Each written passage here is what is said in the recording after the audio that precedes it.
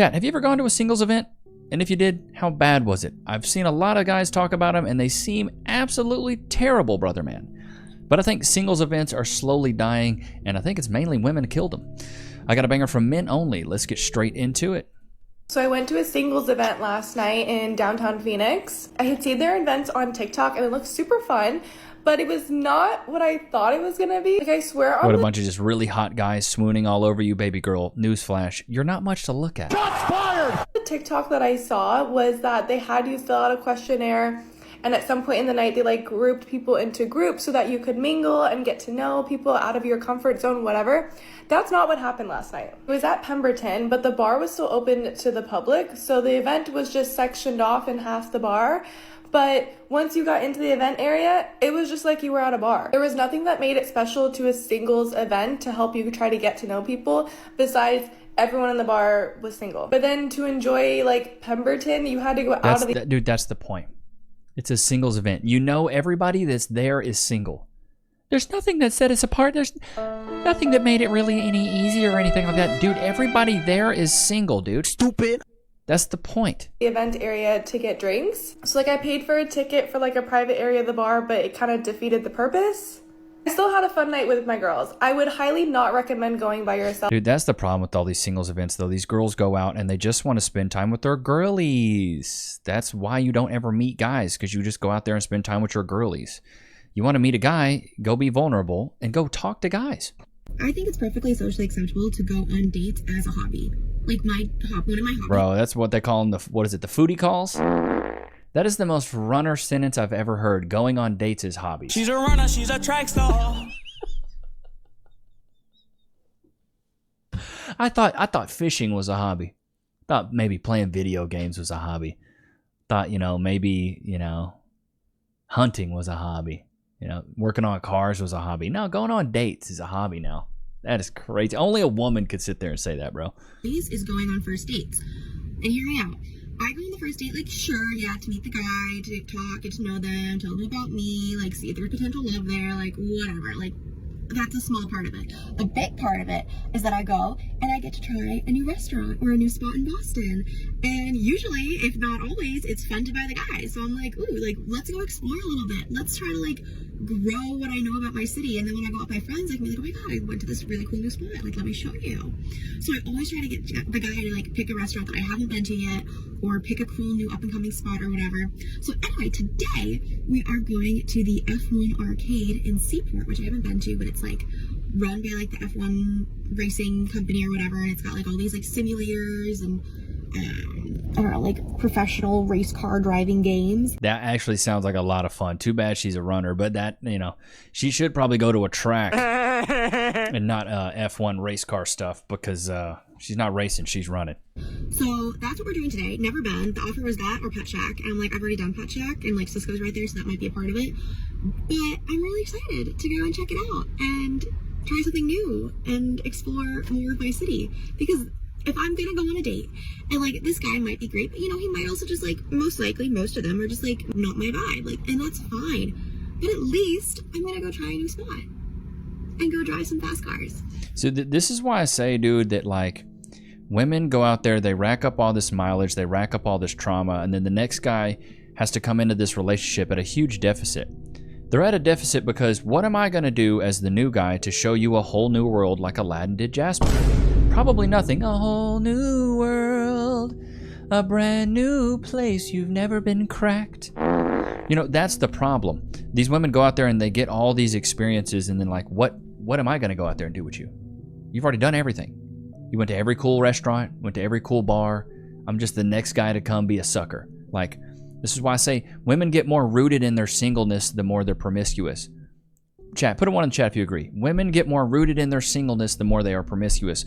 The more you go out, meet with other guys, you build all this trauma, you build up all these walls, then you don't want to let other guys in. But then there's another side of it too, where women will go out and they will acquire things that root them in their singleness, right? Buying a dog, buying a house, buying a car, like buying all these big purchase things that you're supposed to do, having a kid, like doing some of these lifestyle, like life milestones. They're doing these things by themselves, which is rooting them in their singleness. Because what is a guy going to come in and do and show you any excitement? You've already had a kid. You bought a car. You bought a house. You got a dog. You got a cat. What am I going to come in and do that's exciting? Nothing. You've already had all the excitement. I think that's a huge problem right now, though. Question for single men. What is your thought on dating a woman that has children? It's a no. Flawless victory. It's an absolute not. How about no? Can be 1, that can be 4, whatever. 1 and 4 is a big difference there, baby girl. Big difference. 1 and 4 is a very large difference, bro. It could be 1. It could be, like 10. I could have a village. A big difference, baby girl. Is it a hard no for you? Yes, hard no. Do you not care? Oh, we care. Is it dependent upon what that lady's life is like that she can take care of her own children on her own without you? We don't care. That's called basic adulting. What are some factors that go into it? Also, if it's a hard no, I'm really curious to know, do you have children? I'm about to. Also, what is your age? As you get older, I would assume if you're wanting women the same age as you or around there, a lot of them are going to have children. They will have been divorced. If they're in their late 30s and they don't, or they've never been married or whatever, and I think the same for men, kind of a red flag. So I actually agree with this take. If a woman's in her late 30s, she's never had a long-term relationship, I'm not saying she's got to be divorced, but she's never been in a long-term relationship, never had a husband, never been, with a partner for multiple years, that's an automatic red flag. Like, I want to see that you've actually tried to be in a relationship. Now, I would never go for a single mom. That's like playing another man's save game. That's a really bad idea. It's like hitting on 20 playing blackjack. I'm not doing that. It's a really bad idea. I'm not picking up the pieces for your mistakes. That's not what I'm doing. But if a woman's in her late 30s and she doesn't have a track record of ever being in a successful relationship, yeah, it's kind of a red flag. Like, chat, let me ask you this, chat.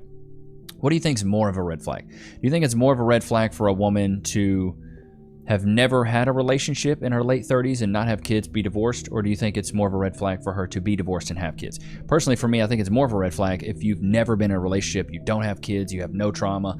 Like, we all got trauma, bro. It just happens like that. But I think it's almost more uncommon to see a woman that's never been in a relationship in her late 30s, because then I'm just automatically like, what's wrong with you? You're telling me not one dude that you let beat the cheeks could put up with you for more than a year? Ugh. It's a bad sign. It's a real bad sign. See a pretty girl at a bar, I'm not seeing it. Where's the pretty girl? restaurant. Send her a drink or an appetizer. Spend the $10 to impress Bro, her. it's giving broke. Why are y'all all so broke? Send the appetizer, send the drink. Why are y'all all so broke? Don't just come over and tell her how pretty she is. We like actions. So, Actions is walking up and talking to you. Do you hear yourself? You stupid. send her a drink. Send her an appetizer. Do something nice. Girls like that. Don't This is just coming from a straight up single woman, bro. You got a bad track record, baby girl. Where's your man at?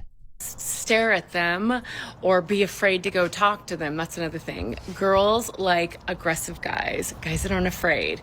Well, aggressive. Do you understand that you're contradicting yourself right now? Aggressive guys will come up and talk to you, not buy you. To me, a more passive guy would buy you a drink or buy you an appetizer. Aggressive guy would come up and talk to you.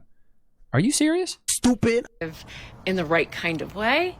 Aggressive, like polite, chivalry, all those nice things we like to. Aggressive is not polite. Aggressive, I want him polite. That's not aggressive. be wined and dined. I didn't invent it.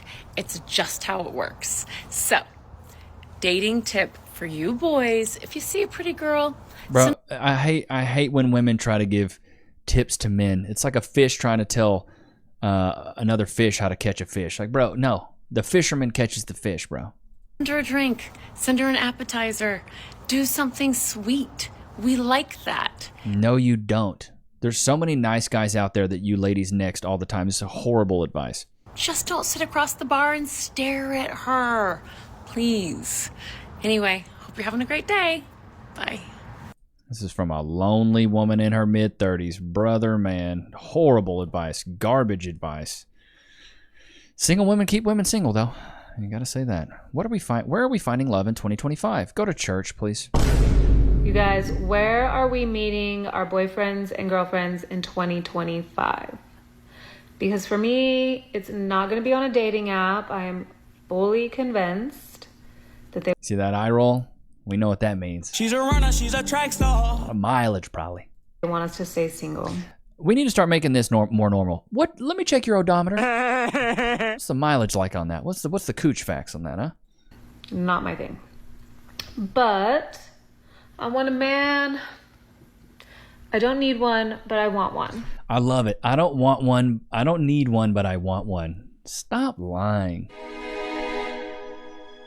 The thing is you can't get one. That's the problem. You can't get a man because you're not worthy of a relationship. Gotcha, bitch. I've been single long enough, and I want someone who's my bestie and my man. Well, that's why you need to say, I want a man. As long as you ladies say, I don't need a man, no man's coming to you. You say you want a man, I bet you could probably find him a little bit easier because that means you'll sacrifice things because you want him and you need him. But you ladies don't want to sacrifice anything. You're selfish. But where are we meeting them? Because I'm not a sporty girl. I'm not going to join a run club or go play volleyball or pickleball or whatever the fuck. Not my thing. I get it. Just not my thing. I go to the gym, so I'm, taking care of myself, but I'm not a sporty girl. I want to find someone fun and silly, and if we cannot laugh, it will be a deal breaker. But also someone who has this shit. If we cannot laugh, it will be a deal breaker. It's these women with the most dry personalities. Like her personality looks like this. And she's talking about if we can't laugh. You don't seem funny at all. Shit together. Someone who knows what he wants. Someone who's open to having a partner in their life and to grow with and be a dream team with. I don't care what you do as long as you have your goals and your ambitions and you're working on something and you're happy to do it. There's a lot of homeless guys working on that next meal. You're talking about, baby girl, they're everywhere. I want you to love what you're doing because we are not going to be miserable over here, babe. But you already are, though. Shots fired! Someone who enjoys a feminine woman. I wear my dresses and my heels, and I like to stay in my feminine energy. So I want to be able to just turn my brain off and you be a man.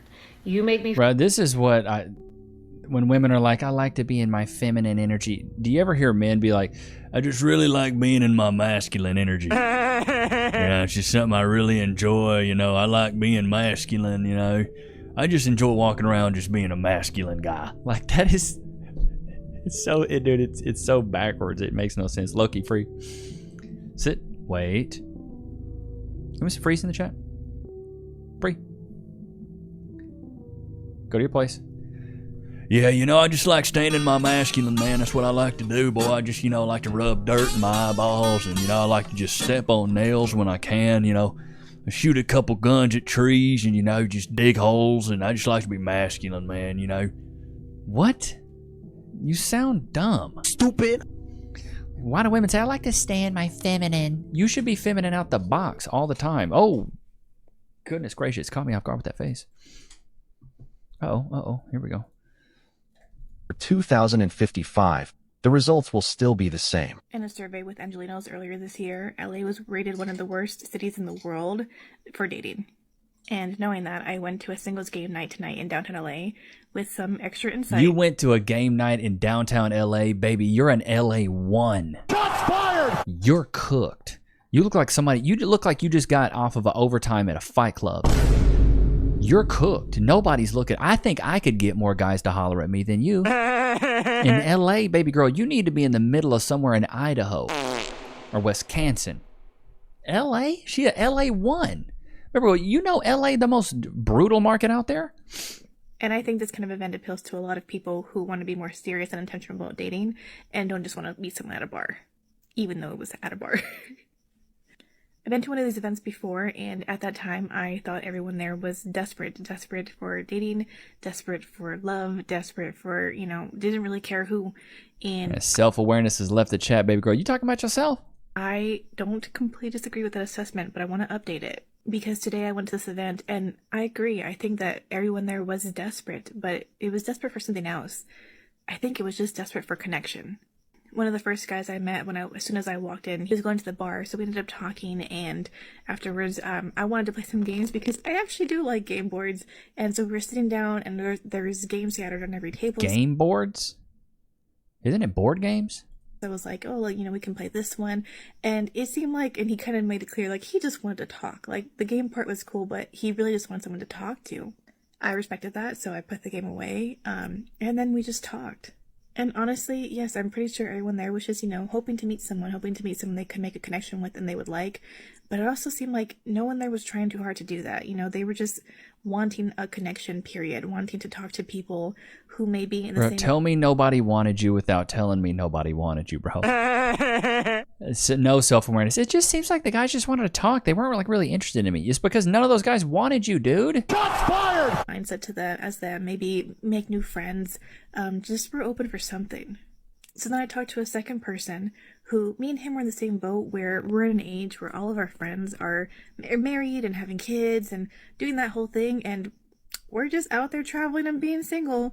And he said something that I completely agreed with. He was saying that, with his married friends with kids, they look at him and they're so envious of his life, and he just gets to travel and do what he wants and has all this freedom. And he tells them, like, I would trade what I have for what you have. He wanted the marriage and kids. He wanted that. He would trade that, his life for having a partner. So I told him, yeah, I want the same. Like, I want the marriage and I want a family and all that one day too. And right now it's like, I know I don't have those things. So it's just, don't have those things and be miserable, or just make the most of what you have. We know that we have our freedom now and that we may not always have that, so we're just enjoying what we can now. It doesn't mean that we don't want the alternative. And I will say this group was mostly in their 30s. There were a few younger, a few older, but I think the crowd seemed to be in the 30 range. At the end of that night, I just had me thinking about that survey about Angelinos and how it's so hard to date in LA because it just feels so disconnected in the city. Well, dating in LA is tough when you're not cute. Like, you gotta be hot. And if you want to date in one of the most savage markets, like an LA 10 is different from a Dallas 10. The 10s in these areas are definitely different. Like in LA, you're talking about the most savage market to date in, bro. Okay, so I am back from the Tantra speed dating event. Tantra? Sorry, wrong one.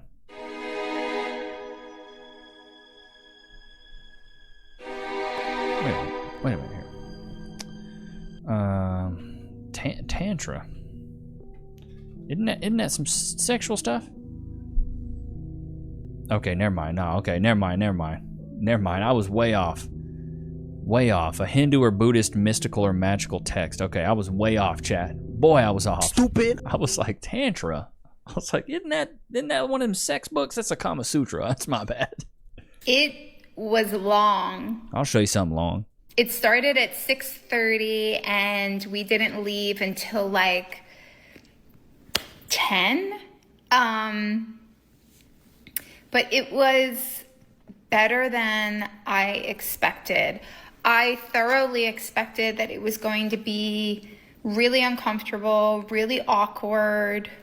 To be truly honest, I thought that it would attract men who were on the creepier side because of the word tantra. And, I just assumed because of that word that it would attract men who sort of just wanted to touch women or hug women or try to talk about sex. But it really wasn't that way.